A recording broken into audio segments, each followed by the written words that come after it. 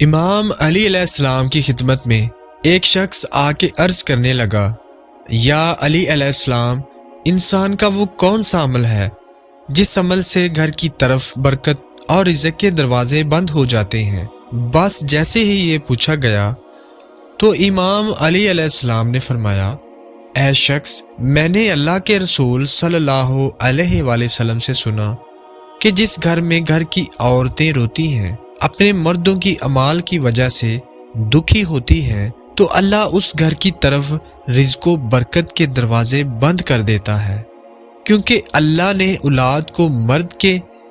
اور دولت کو عورت کے نصیب میں رکھا ہے۔ یاد رکھنا، اگر چاہتے ہو کہ تمہارے گھر میں رزق و برکت اور خوشحالی مسلسل قائم رہے تو اپنی عورتوں پہ ظلم نہ کرو، ان کے حقوق پامال نہ کرو، کیونکہ جس گھر میں عورتیں اپنے مردوں کے لیے دعا کرتی ہیں تو ان مردوں کی کامیابیوں کے رستے اللہ کے خاص فرشتے بناتے ہیں، اور یوں اس کے بگڑے ہوئے کام بھی بننا شروع ہو جاتے ہیں۔ اور جس گھر میں عورتیں اپنے مردوں کی وجہ سے روتی ہیں